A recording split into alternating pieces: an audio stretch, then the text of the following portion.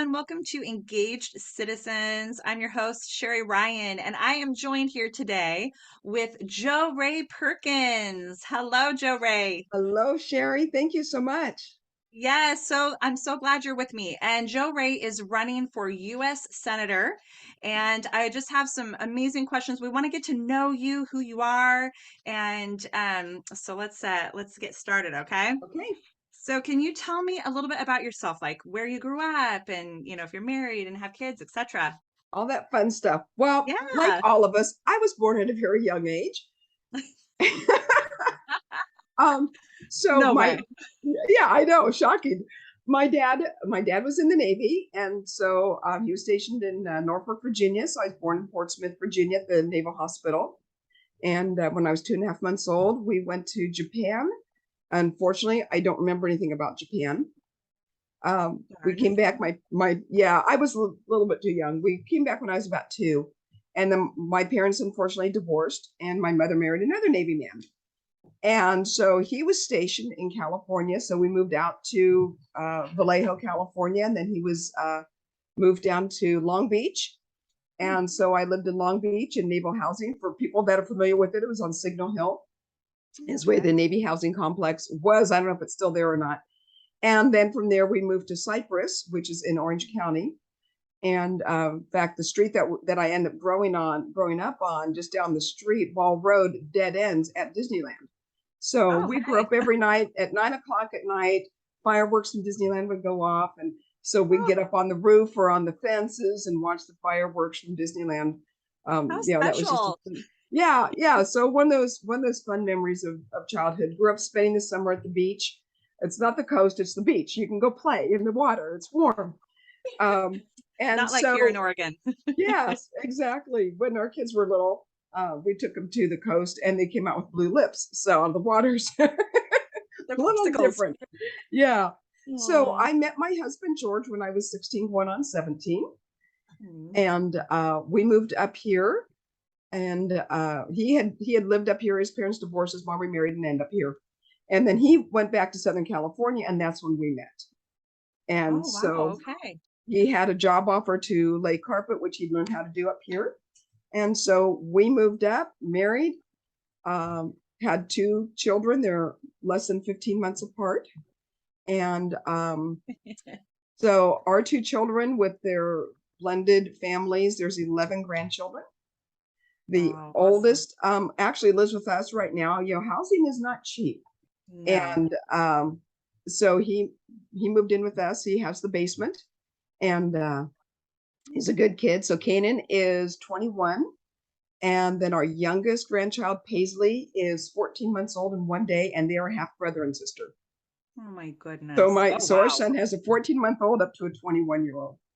Oh my goodness. That's so blessed, right? To Yes, have yes. that big spread. I Yeah, love it. it's fun. And then our daughter, she has a son and a daughter from her marriage. So Okay. anyway, so that's a little bit about my background. Yeah. And so we've lived in Albany since 1975. Okay. Okay. So you've been an Oregonian for a bit. For a bit. I have a hard people. You're from California, and I'm like, okay. So I was 3 years old when my mom got married to my stepdad. So what was I going to say, mommy? You can't marry him and move us to California, because when I'm in my 50s and 60s, people are going to get after me for being from California when I'm running for the United States Senate. So mom, I mean, come on, people, get real. It's been over 25 years. We won't say how much longer, but it's been over It's 25 years, a I'm quarter a of a I'm a quarter naturalized century. Oregonian. How about that? Yes, you definitely are. Definitely. So you are running for the United States Senate. Can you tell Yes. us a little bit about what they do? That I know So that, yeah, I've always, they create legislation, laws, voting, all that. But can you tell us a little bit in detail? so there's a lot that the senators do, Mhm. and I actually have to look this stuff up because there's so much that they Yeah. do. So Yeah. to help people not be confused, Congress is both houses. Rephrase that. The US Congress is made up of the House of Representatives and the senators.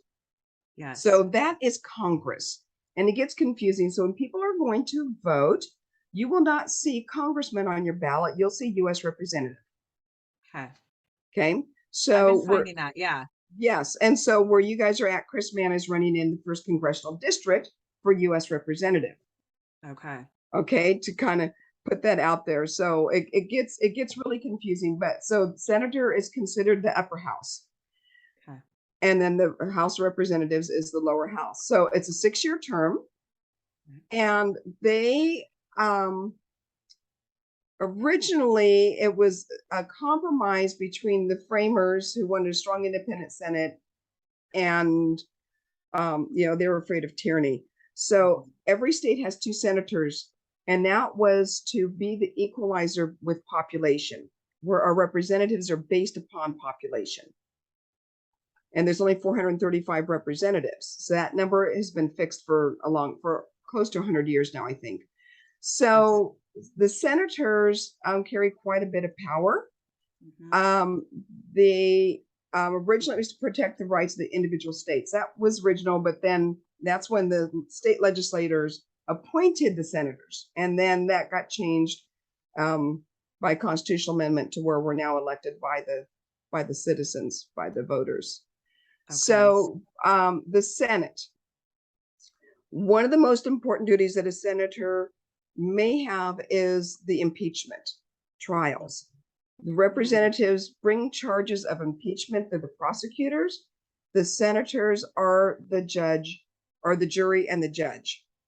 So they hear the impeachment trial, and then they decide if the person is guilty or not guilty. 2/3 of the Senate has to find them guilty. So when President Trump was brought up on impeachment, not once but twice, they needed 2/3 of the senators to say, yes, he is guilty of the charges filed against him. Okay. The other important part of a senator, the president nominates department or agency heads and positions to federal courts, and the senators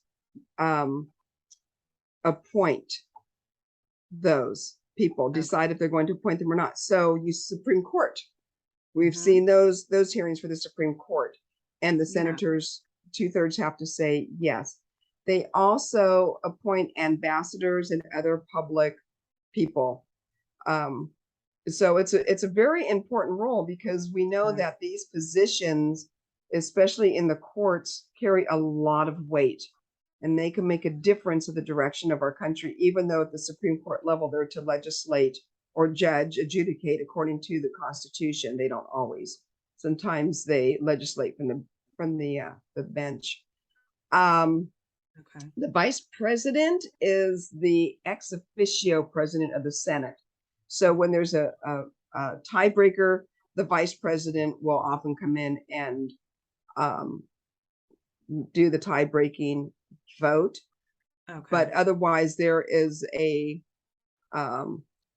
senator, a Senate president pro tem that they appoint. So then there's the bills.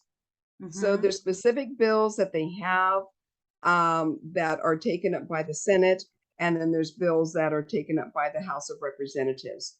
But then they have to hear those bills, and they mark them up. So if it starts in the House of Representatives, then the senators hear it, and they make amendments and changes to them and send them back to the House, and then both houses vote yay or nay after they've gone back and forth, usually several times. There's committees that people are appointed to. And the committees are decided upon by the leadership for each party. And they're the ones that push through, say that these bills should go through, but whoever is in charge, who's got the majority, will determine, just like you're at the state level, is that actually going to be taken to the floor for a full vote, or is it going to die in committee? So there is a lot of things that go on behind the scenes. And unfortunately, a lot of political stuff that goes on behind the scenes that shouldn't take place. This should be, in my opinion, is this a constitutional issue or not? Yeah. If it's unconstitutional, and the Constitution is very clear what the role of the Congress is in full, in my opinion, if it's unconstitutional, it shouldn't go anywhere. It should die in committee because it's not constitutional. Yeah. Um, they can filibuster, which is talking nonstop, to keep it from going to a vote, but they Okay. can, by 3/5 or 60 votes, they can end debate on Okay. that. So that's a little bit of what the senators do. They also meet with their constituents. They meet with lobbyists. I'm not a lobbyist fan because they want you to buy their product, which is some bill that probably isn't constitutional anyway. Okay. But anyway, that's it. The day of the life of a senator is going to committee meetings, talking to lobbyists, meeting with constituents. Um, it can be a pretty busy day. That's a that is some really just I've been studying this lately. Like I've told, people on our in our group that, I just started kind of getting involved in politics and stuff. And that was just an amazing breakdown. Thank you for You're that welcome. explanation. I really, really appreciate it. Why do you want to be a US Senator? That's a great question. Hmm. Sharrie, thank you so much for that question. Yes. Um, so this is something that God put on my heart Yeah. to do. He called me into the political arena. I didn't realize that he was. So this started back in high school. I decided to run for class secretary, not because I was interested in politics, but because I wanted to be with the popular kids. But I didn't win. Darn it. So anyway, then I went to, after George and I moved up here, and I decided to go back to school because I had started at community college in California. So came up here, went to school, didn't know hardly anybody. So I ran for the student body business manager, which is the treasurer, and won. At the end, Nice. as the school year was winding down, our class president, Phil, comes in one day and he says, "Hey, we need to spend the rest of the money." And I said, "Well, Phil, we don't need anything. We don't need to spend it on anything. My gosh, we have enough office supplies to last for 5 years." This was in 1978 or Okay. 79. This is a long time. And I still remember this conversation. And I Wow. said, "We don't need anything. We have at least five office supplies will last us for at least 5 more years." And he Yeah. says, "Well, Jo Rae, if we don't spend it all, we won't get as much next year." And I said, "Phil, we don't need as much next year." And that was my introduction to government budgets. I had no idea. So at that point, Okay. I'm 19 years old and maybe 20. And there Yeah. was my introduction of Wow. this is how government operates. And Okay. so then I just went on to live my life. And in the mid 90s, ran for city council, didn't win. Mhm. And then in January of 2009, the Lord called me to prepare to run to go to Washington, D.C. And he said, U.S. Congress. So again, what is the Congress? It's both houses, Yeah. House of Representatives, U.S. Senate. So when I mentioned that to some people, they go, "Oh, representative." But I'm going, "That's funny." So what happened is I was actually watching the senators being sworn in. Mm. And I just said, what an incredible honor to be sworn in as United States Senator. And I was in a hotel room in Phoenix, Arizona, and I started tearing up. And that's when I heard the Lord call me. So this has been Mm. a journey that God has put me on. Yeah. And here I am, second time in a row being the U.S. Senator nominee Yeah. for the Republican Party. And this year I was also nominated by the Constitution Party of Oregon. So Very cool.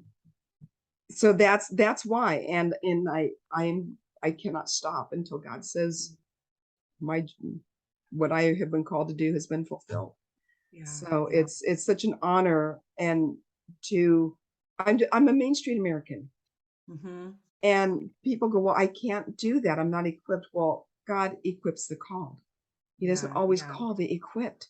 He puts it Mhm. into us. So Mhm. all of this time, so my first election was 2014. And what I have learned, or first time that I ran for the U.S. Senate, and then I ran for Congressional District 4 in 16 and 18.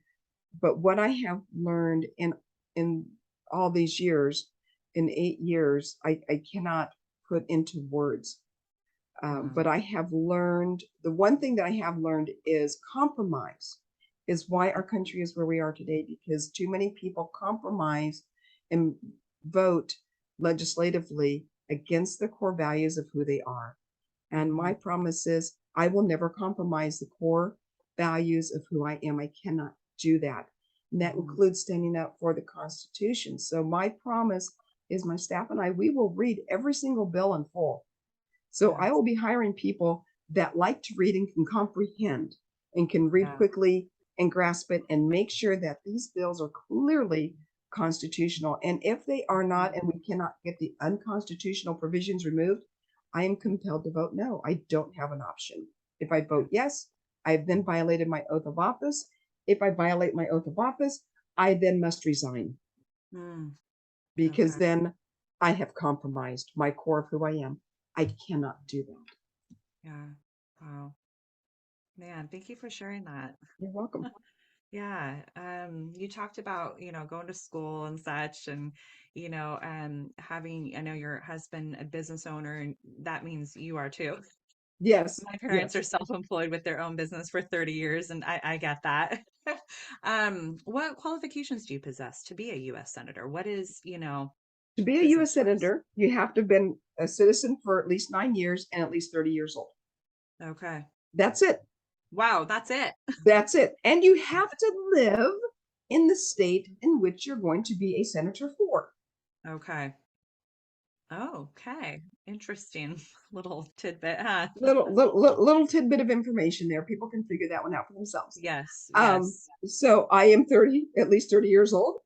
And I was born in the United States, as to both of my parents were US citizens at the time of my birth. And so that makes me eligible to be a US Senator. You qualified. I'm qualified. But in addition, my background. So my husband's a Yeah. self-employed carpet installation contractor. I Yeah. have I worked at Oregon State University for 18 months, which gave me a pretty good more understanding of how they get do the budgeting, etc. So that was Okay. kind of fun. Learned a lot of other information there that's very valuable being a senator for Oregon, because I was in the animal and rangeland science department. So with all of our agriculture here, with all of our agriculture here, pretty Yeah. important. Um, Yes. I have been a financial advisor, financial planner, a banker, a realtor. I've worked for electrical contractors, worked for a podiatrist, worked for a veterinarian. My breadth of knowledge, it quite honestly blows me away what it is that I've gained over all these years. Um, and I'm able just to bring all of that in different situations and assimilate and see how that affects. I'm a Main Street American. So Yeah. that's it in a Yeah. nutshell. Main Street Oregonian, living on Maple Street. I love it. I love it. So, you've been in this realm for some years, and Yes, so what have, you've been campaigning, you have been all over the state. What yes. are some of the, biggest issues that people have brought to you that you hear about that really impact you? So right now there's a couple of issues. One is education. Mm-hmm. Uh, People that have been paying attention see what has been going on in our public schools.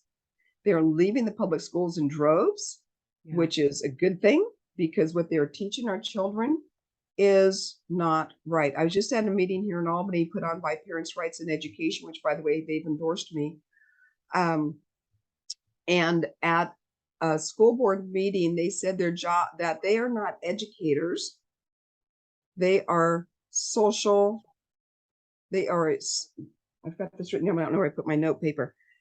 They're not educators. They are a social, shoot, what's the term? Um, Like Social social. services, Okay. social services organization, Oh my goodness. Okay. not educators. Really Actually, this is a school. interesting. Yeah. Yeah. So we need to get rid of the U.S. Department of Education. That is going to be the first bill that I'm going to sponsor immediately.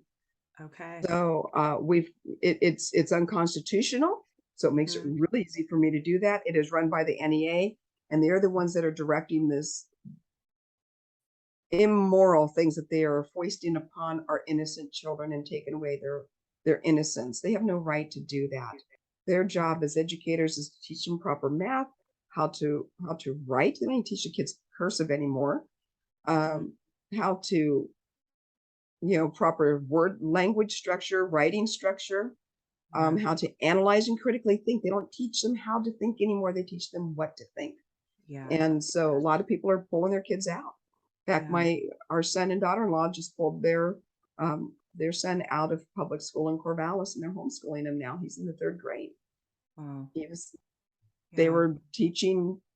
He was in a class of hold on one second, I gotta hit this. My phone's buzzing. There we go. Um, teaching it's a mixed class, which is fine. That's not a problem. Yeah. But part of the day was done, a big part of the day was done in Spanish or Chinese. And he was Oh, the only quote unquote white child there in that classroom okay. of 40 kids, Wow. Wow. and wasn't learning very well. Yeah. And Yeah. so they decided that they could homeschool them, and I'm very proud of them for doing that. So Yeah. education. The next thing is Education. inflation. Inflation is absolutely out of control. Yeah. I'm running against Senator Ron Wyden. He is the head of the Finance Committee. That is the most powerful committee in Washington, D.C. They just Okay. passed the Inflation Reduction Act. Somebody told me to go, well, they call it the Inflation Induction Act. I call it the oxymoron bill because it doesn't reduce inflation. It actually increases overall government spending. Okay. We can't afford it. The country is bankrupt. When Wow. Ron Wyden went to Washington, D.C., he was elected to the House of Representatives in 1980, and in 1996 became a U.S. Senator. He has now been there close to 42 years. The federal debt was less than $1 trillion. It is now over $31 trillion. And being the chairman, the head of the finance committee, he carries a lot of power. And he compromised to get the Inflation Reduction Act bill passed. And it Mm, is not good for us. It gives us 86,000 new IRS agents. mhm. But let's put that in perspective. We have 20,000 Border Patrol agents. Mm. So Wow. inflation is 24% when we look at the cost of gas. It's probably higher in Oregon because Oregon is one of the most expensive states in the country for gasoline. Mhm. Gas, food, and utilities. We're easily at 24%, just those three. In fact, Oregon just approved a 41% increase in the price of natural gas here in this winter. 41% increase. Wow. Wow. This is untenable. Oregon is the sixth most expensive state Mm. in the country. Wow. It To is live it in. is not good. Mhm. So inflation is huge. And so from the federal level, that's a big issue that we have direct impact on. And a lot of that inflation comes from the Federal Reserve Board and their monetary policy, which also is unconstitutional. They are not part of the federal government. It is a private bank cartel given authority by the government in 1913 Mm. with the enactment of the Federal Reserve Board. And all the out of control spending, it drives inflation. And our Yeah. federal government is responsible for it. So, and then of course we've got crime and homelessness. Yeah.